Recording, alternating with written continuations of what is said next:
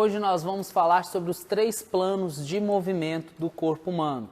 Esses 3 planos, sagital, frontal e transversos, aplicados sobre a prática do exercício físico, aplicados ao corpo humano.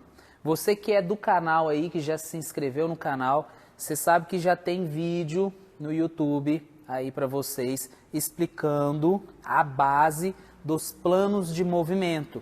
O sagital, frontal, que também pode ser chamado de coronal, certo? Que dependendo da literatura vai ser chamado assim também. E o plano transverso, certo?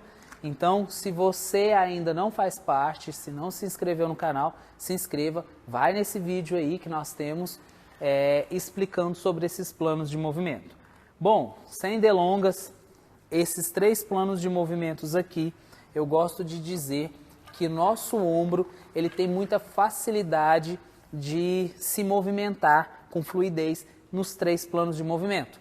O plano de movimento sagital, onde eu tenho a flexão, a elevação e a extensão do ombro, certo? Ou flexão do ombro também. Onde eu tenho a abdução e a adução do meu ombro, que é no plano frontal, coronal, e o plano rotacional, que é a rotação interna e externa do meu ombro.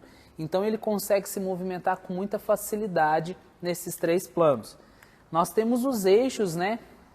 Que aí eu não vou ficar falando muito sobre partes, nomenclaturas científicas, anatômicas demais, é para a gente entender sobre os movimentos. Tem o látero-lateral, longitudinal, o antero-posterior, enfim, são os eixos que nós temos, mas para você entender de forma bem simplificada se eu coloco um eixo aqui, ó, no meu ombro, eu consigo fazer estes movimentos com ele, certo?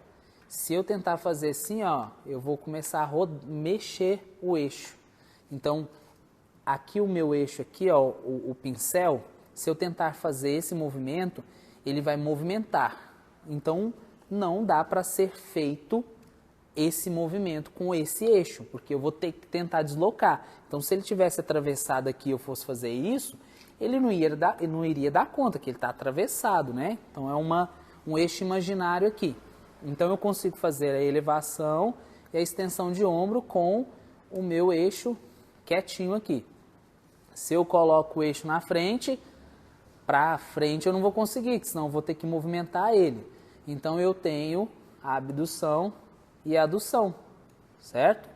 E se eu coloco ele aqui em cima, eu consigo fazer para cima? Não, que eu vou acabar movimentando. Vou colocar aqui em cima, ó, movimentar. Se eu colocar a abdução, eu vou jogar para dentro.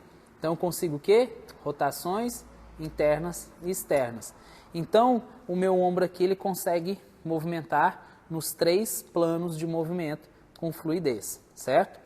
Quando a gente vai lá para o joelho, ó, certo? O joelho, ele é mais limitado. Eu tenho a extensão e a flexão, que aí se a gente for colocar o eixozinho aqui, ó, ele vai movimentar nessa condição, e ele está num plano sagital, né? Eu tenho rotações, se eu colocar aqui, eu tenho uma rotação? Tenho, mas uma rotação bem limitada, são pequenos graus de rotação que eu tenho aqui do meu joelho.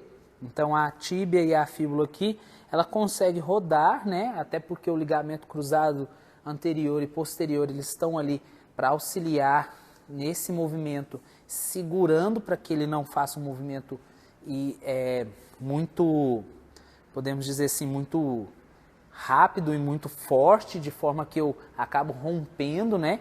Então eu consigo fazer esses movimentos aqui, mas bem limitados, certo? Podemos classificar como a adução e a abdução aqui, ó. Eu também tenho pouquíssimo desse movimento aqui, ó, bem pouco, mas é bem reduzido mesmo, porque essa aqui é uma articulação de estabilidade e não uma articulação de mobilidade como é a do ombro. Nós temos vídeo aí para vocês também no YouTube sobre funções primárias de cada articulação. Então procure aí, pesquisem, que se você quer saber quais são as funções primárias de cada articulação, o que eu preciso trabalhar de forma primária em cada articulação, você tem vídeo aí para você também no YouTube, certo? Então, eu tenho também aqui no quadril, aqui bem aqui na cabeça do fêmur, eu tenho também, igual é no ombro, movimentos em 3 dimensões. Porém, como aqui, ó, essa borda da fossa aqui, ó, do acetábulo, ela é um pouquinho maior, essa borda aqui, eu acabo tendo mais atrito e tendo contato. Então ele limita, dependendo do movimento, ele limita um pouco os meus movimentos, certo? Claro, vai depender de afrouxidão ligamentar, quem tem um ângulo que é a cabeça do fêmur um pouco mais rodada, que é um ângulo maior aqui do fêmur, eu acabo tendo isso aqui um pouquinho mais raso, então acabo tendo mais impactos e isso limita ou não limita, dependendo de como é cada indivíduo, se ele tem afrouxidão, igual eu disse, vai depender dessas partes bem específicas de cada indivíduo para dizer quanto que eu vou conseguir me movimentar. Então não é tão fluido nas 3 dimensões igual é para o nosso ombro, certo? Quando nós estamos falando, por exemplo, de planos de movimento na musculação, por exemplo, a gente tem muitos movimentos muito rígidos, podemos dizer assim, principalmente nos maquinários, que é uma flexão e uma extensão de cotovelo. Aí a gente sabe que a gente tem eles no plano sagital, né? Porque aí eu consigo, ó, riçar aqui no bambolê. Esse é o plano sagital, cortado lado A, lado B, igual eu falei no último vídeo aí. Eu tenho esse movimento aqui, certo? De flexão e extensão. Mas quando nós estamos falando, aí vamos supor, cadeira extensora, ó, também no plano sagital, flexão e extensão do joelho. Quando a gente vai para a abdução de ombro, ó, abdução de ombro no plano frontal aqui, ó, o plano frontal aqui, certo? Então fica bem fácil da gente visualizar. Porém, quando nós vamos para o âmbito esportivo, aí a gente precisa analisar bem esses 3 movimentos sendo executados juntos, que a gente chama de movimento 3D, as 3 dimensões, para a gente saber como que nós vamos transferir cada exercício para melhorar a performance. Então, se a gente fosse, por exemplo, colocar no wrestling, por exemplo, no no-gi, no jiu-jitsu, né? Podemos dizer assim, que é as lutas garradas, o adversário vai, por exemplo, segurar aqui no chamado de collar tie, ele vai segurar aqui e eu vou fazer um movimento rotacional aqui, a gente chama isso aqui de arm drag, que aí eu vou segurar no braço, fazer a puxada e tentar vir aqui para as costas fazendo uma pegada que chama bear hug, que é o abraço do urso, certo? Bom, o que eu tentei fazer aqui com o Leônidas? Retirar o braço dele que estava aqui, certo? Então eu vou fazer esse movimento rotacional, plano transverso, ó, fiz um movimento rotacional. Então fiz um movimento rotacional com uma leve abdução de ombro no plano frontal, coronal, certo? Onde eu vou pegar o braço do indivíduo aqui, ó, com uma extensão de ombro, uma elevação de ombro, certo? Que é no plano sagital, porém na diagonal, porque agora eu estou no plano transverso. Eu transfiro de forma diagonal o braço do Leônidas aqui, do meu adversário, levando para a lateral. Então eu já começo a voltar do plano transverso e transferir mais uma vez para o plano transverso, certo?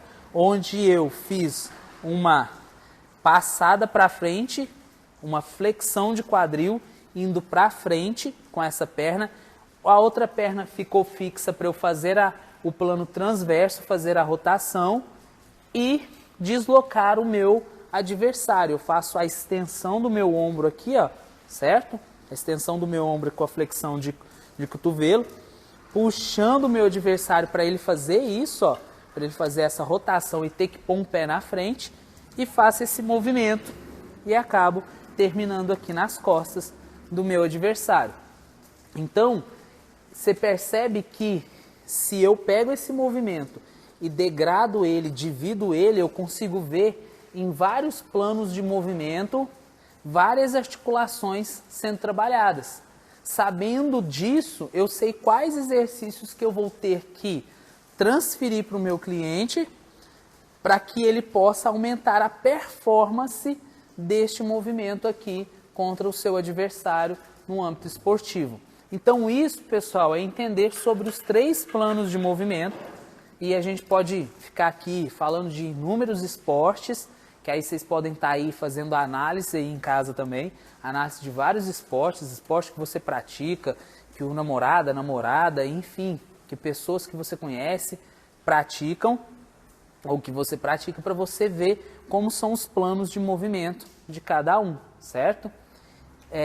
Não esqueçam que aí na descrição do vídeo nós temos aí o passo a passo para você adquirir um material. É bem simbólico o preço, é para você poder entrar na comunidade, para a gente trocar ideias. Se você tiver dúvidas sobre esse vídeo do YouTube aqui, a gente vai trocar informações lá. Nós temos as informações sobre as lives que tem toda essa semana, sobre esses temas. Todas as dúvidas que você tem, a gente vai responder também nas lives para você. E o valor desse material é só para a gente separar o joio do trigo, que é as pessoas que realmente querem aprender, querem adquirir conhecimento e colocar sua profissão num know-how maior, você como um personal de destaque mesmo, do que as pessoas que querem só apenas as coisas gratuitas e guarda ali nos arquivos do computador ou na gaveta de casa e não faz realmente o uso do material. Então, por isso que é um valor simbólico para a gente dividir essa galera. Então, quero você lá dentro para a gente trocar informações sobre esses conteúdos. Entendeu sobre esse assunto? Isso aqui, pessoal, é posturologia. Dispensados por hoje.